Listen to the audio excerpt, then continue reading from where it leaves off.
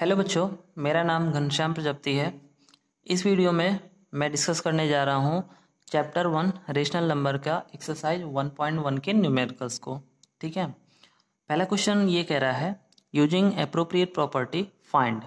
पहला क्वेश्चन लिखा हुआ है -2/3 इंटू 3/5 प्लस 5/2 माइनस 3/2 इंटू 1/6।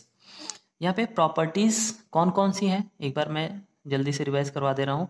हमने 6 प्रॉपर्टीज़ पढ़ी थी। पहली प्रॉपर्टी क्लोजर प्रॉपर्टी, दूसरी कम्यूटेटिव प्रॉपर्टी, तीसरी एसोसिएटिव प्रॉपर्टी, चौथी डिस्ट्रीब्यूटिव प्रॉपर्टी, फिर उसके बाद हमने पढ़ा हुआ था एडिटिव इनवर्स और मल्टीप्लिकेटिव इनवर्स या फिर रेसिप्रोकल। तो इन जो 6 प्रॉपर्टीज है, कौन सी प्रॉपर्टीज़ हम यहाँ पे यूज़ करेंगे और हम इसका सोल्यूशन फाइंड आउट करेंगे। तो चलते हैं, इसका सोल्यूशन देखते हैं। तो इस क्वेश्चन को ध्यान से देखिए तो आपको एक चीज़ नज़र आ रहा होगा कि यहाँ पे 3/5 कॉमन है। अच्छा, इससे पहले यहाँ पे हम ये पता करते हैं कि इसमें कितने टर्म्स हैं। तो हम यहाँ पे देख रहे हैं कि ये एक टर्म है, ये एक टर्म है और ये एक टर्म है। ठीक है ना, तो हम क्या करते हैं, इन टर्म्स को ब्रैकेट में लिख लेते हैं तो जिससे हमें आसानी से पता चल सके। चलिए, ये 3 टर्म्स हमने ब्रैकेट में कर लिए। ठीक है ना, अब हम क्या करते हैं, जो फ्रैक्शन कॉमन है इन दोनों को मैं एक साथ करता हूँ। चलिए उसको भी करते हैं। -2/3 इंटू 3/5 पहला टर्म हमने लिख लिया। अब देखिए इसको मैं यहाँ पे लिख लेता हूँ, इसको मैं कुछ इस तरीके से लिखता हूँ।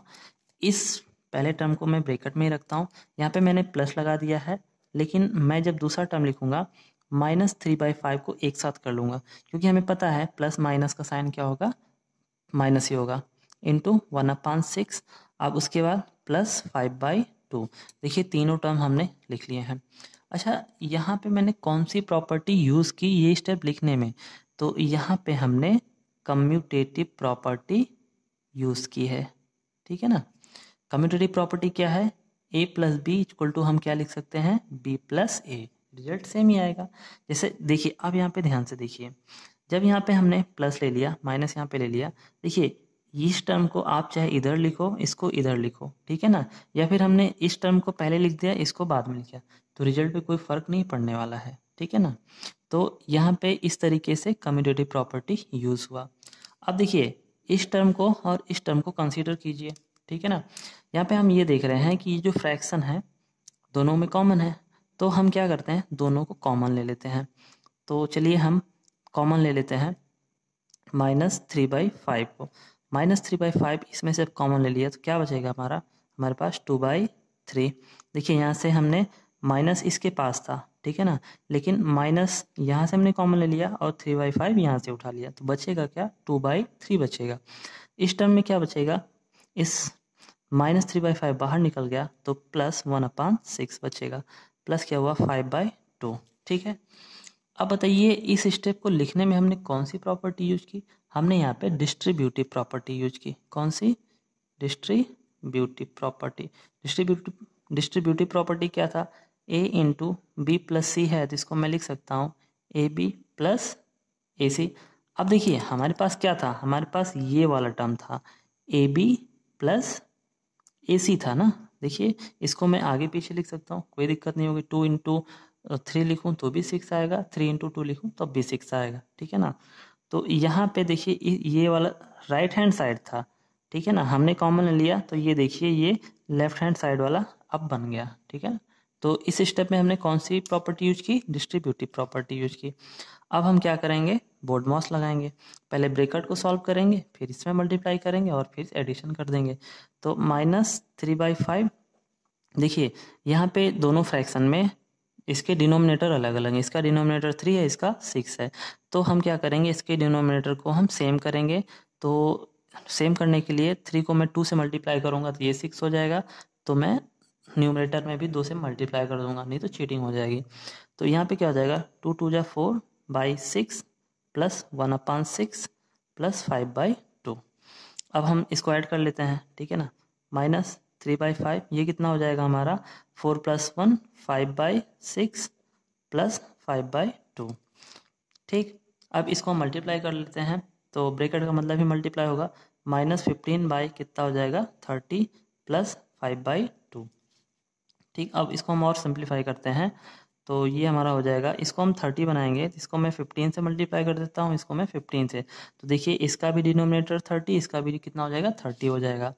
तो ये क्या हो जाएगा -15/30 प्लस 15 5 जा 75 बाई कितना हो जाएगा 30।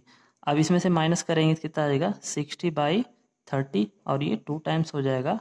ये तो आंसर कितना आ गया आपका 2। ये रहा इसका सोल्यूशन। बच्चों सेकंड क्वेश्चन देखते हैं। ये पूरा एक क्वेश्चन दिया हुआ है, इसको हम ध्यान से एनालाइज करें तो इसमें हमें ये दिखाई पड़ता है कि 2/5 और ये 2/5 ये 2 बार रिपीट हो रहा है। इससे पहले हम ये चेक करते हैं कि इसमें कितने टर्म्स हैं। तो यहाँ पे देखिए ये पूरा एक टर्म, ये दूसरा टर्म और ये तीसरा टर्म, यहाँ पे 3 टर्म मिल रहे हैं। और यहाँ पे एक फ्रैक्शन है जो कि रिपीट हो रहा है 2/5 2/5। तो हम अगर जो दोनों फ्रैक्शन को एक साथ रख लें तो शायद कोई प्रॉपर्टी लग जाए। तो हम क्या करेंगे, ये वाले फ्रैक्शन फर्स्ट वाले फ्रैक्शन को थर्ड वाले फ्रैक्शन को हम एक साथ करेंगे। इसके लिए इस फ्रैक्शन को हमें यहाँ पे ले जाना होगा और ये सेकंड फ्रैक्शन को हमें यहाँ पे ले आना होगा। तो देखिए आपको एक प्रॉपर्टी ये पता है, a + b को मैं ऐसा भी लिख सकता हूँ b + a। मतलब अगर मैं इसको a मानूँ, इसको मैं b मानूँ, तो मैं इसको b + a भी लिख सकता हूँ। तो अब इस स्टेप को हम लिखते हैं 2/5 × 3/7। अब ये वाले टर्म को मैं पहले लिखता हूँ प्लस 1/14 × 2/5 माइनस इस वाले को मैं लास्ट में लिख देता हूँ 1/6 × 3/2। अब ऐसा करने में हमने कौन सी प्रॉपर्टी यूज़ की, ये कौन सी प्रॉपर्टी है, तो यहाँ पे हमने कम्यूटेटिव प्रॉपर्टी यूज़ कर ली।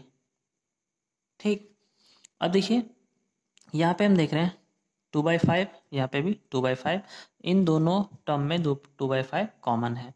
तो देखिए इसको कुछ इस तरीके से समझिए, ये पूरे फंक्शन को a भी मानिए प्लस a × c, ठीक है ना, ये a है और ये वाला c है, ठीक है ना। इसको हमने a माना है, a × b plus a × c, मतलब इसको हमने a माना है, ये c, ac लिखूँ या ca लिखूँ दोनों एक चीज़ है। तो कुछ इस तरीके से आप देख रहे हैं कि ab प्लस ac दिखाई पड़ रहा है। a कॉमन में ले लूँ तो क्या बन जाएगा b + c। देखिए कुछ आपको ये जाना पहचाना लग रहा है कि ये कौन सी प्रॉपर्टी है, तो ये डिस्ट्रीब्यूटिव प्रॉपर्टी बन रही है। तो यहाँ पे मैं इसको सिंप्लीफाई करता हूँ, मतलब 2/5 को मैं कॉमन ले लेता हूँ। 2/5 कॉमन ले लिया तो क्या बचा -3/7 यहाँ से, और प्लस यहाँ पे बचा 1/14, माइनस में ये टर्म बच रहा है 1/6 × 3/2। अब यहाँ पे हमने इतना आने में कौन सी प्रॉपर्टी की यूज़ की इस स्टेप आने में, तो यहाँ पे हमने डिस्ट्रीब्यूटिव प्रॉपर्टी हमने यहाँ पे यूज़ की है, ठीक है। अब हमें इसको सिंप्लीफाई करना है, ब्रैकेट को सिंप्लीफाई करना है। तो यहाँ पे मैं 2/5, ये देखिए इसका डिनोमिनेटर कितना है 7 है, इसका 14 है, तो दोनों का डिनोमिनेटर हम सेम करेंगे जिससे न्यूमरेटर को हम सीधे ऐड या माइनस कर सकें। तो अगर मैं इन दोनों न्यूमरेटर डिनोमिनेटर को 2 से मल्टीप्लाई कर दूँ तो इसका डिनोमिनेटर कितना हो जाएगा 14, इसका भी 14। तो ये बन जाएगा -3 × 6/14 प्लस 1/14। यहाँ से देखिए इसको हम सिंप्लीफाई कर लेते हैं, 3 2 जा कितना हो जाएगा 6, तो माइनस यहाँ पे कितना हो गया 1 1 जा 1/4, ठीक। तो नेक्स्ट स्टेप क्या आएगा 2/5, इसको हम सिंप्लीफाई करते हैं, -6 + 1 कितना हो जाएगा -5/14 माइनस 1/14, ठीक। ब्रैकेट का मतलब ही मल्टीप्लाई होता है, इसको मैं लिख सकता हूँ 2/5 × -5/14 माइनस 1/4। यहाँ से हम देख रहे हैं कि 5 और 5 कट जा रहा है क्योंकि ये न्यूमरेटर है डिनोमिनेटर में, और 2 7 जा कट जा रहा है, तो बच कितना रहा है -1/7 माइनस 1/4, ठीक। अब इन दोनों फ्रैक्शन को हमें सॉल्व करना है, फ्रैक्शन सॉल्व करना होता होगा तो हम क्रॉस मल्टीप्लाई का यूज़ करते हैं। इसके न्यूमरेटर को इसको डिनोमिनेटर से मल्टीप्लाई करते हैं, इसके डिनोमिनेटर को इसके न्यूमरेटर से, और फिर बाद में डिनोमिनेटर को मल्टीप्लाई कर देते हैं। तो ये क्या हो जाएगा 4 1 जा 4 बट विथ माइनस साइन, 7 1 जा 7, माइनस है तो -7, और डिनोमिनेटर कितना हो जाएगा 7 4 जा 28। तो यहाँ पे कितना निकल के आया -7 -4 हो जाएगा -11/28। ये रहा आपका डिजायर्ड आंसर। बच्चों क्वेश्चन 2 देखते हैं। क्वेश्चन 2 ये कह रहा है right the active inverse of each of the following. हमें यहाँ पे जो भी क्वेश्चन दिए हैं इसके एक्टिव इनवर्स लिखने हैं। एक्टिव इनवर्स मैं आपको एक बार बता दूं। एक्टिव इनवर्स ये है जैसे आपके पास कोई नंबर ए है, ठीक है ना, इसमें क्या ऐसा ऐड करूं कि रिजल्टेंट क्या हो जाए, 0 हो जाए। तो हमें पता है ए है, तो अगर मैं माइनस ए ऐड कर दूं तो रिजल्टेंट कितना हो जाएगा, 0 हो जाएगा। मतलब ए प्लस इंटू माइनस कितना हो जाएगा, माइनस ए इक्वल टू 0 हो जाएगा, ठीक है ना। जैसे मैंने बोला -4 में मैं क्या ऐड करूं कि 0 हो जाए, तो +4 ऐड करूंगा 0 हो जाएगा। तो क्वेश्चन नंबर जो फर्स्ट है 2/8, इसका एक्टिव इनवर्स क्या बनेगा, तो ये प्लस है, प्लस 2/8, तो -2/8 में ऐड करूं तो क्या हो जाएगा, 0। तो इसका आंसर क्या हो जाएगा, -2/8। ये इसका क्या है, एक्टिव इनवर्स। ये मतलब एक्टिव इनवर्स। सेकंड देखते हैं -5/9। -5/9 में मैं क्या ऐड करूंगा, तो +5/9 ऐड करूंगा, तो हमारा एक्टिव इनवर्स क्या हो जाएगा, +5/9। थर्ड देखते हैं -6/-5। तो सबसे पहले मैं इसके सिंप्लीफाई कर लूँगा, तो माइनस से माइनस कैंसिल हो जाएगा, तो क्या बचेगा, 6/5। तो 6/5 का एक्टिव इनवर्स क्या हो जाएगा, -6/5, ठीक है ना। ये इसका क्या हो गया, एक्टिव इनवर्स। फोर्थ है 2/-9। तो जो डिनोमिनेटर में माइनस है इसको हम न्यूमिनेटर में ले जाएंगे, -2/9 ऐसा लिख देंगे, ठीक है ना। तो अब -2/9 का एक्टिव इनवर्स क्या होगा, +2/9, क्योंकि अब ये दोनों को ऐड करेंगे तो रिजल्टेंट क्या हो जाएगा, 0। सेम है जो 5 है -19/6, तो इसका एक्टिव इनवर्स क्या हो जाएगा, +19/6। थर्ड क्वेश्चन देखते हैं बच्चों। क्वेश्चन है वेरीफाई द फॉलोइंग। ये कंडीशन दिया है और इस कंडीशन को हमें वेरीफाई करवाना है। तो पहला दिया है x इक्वल टू 11/15।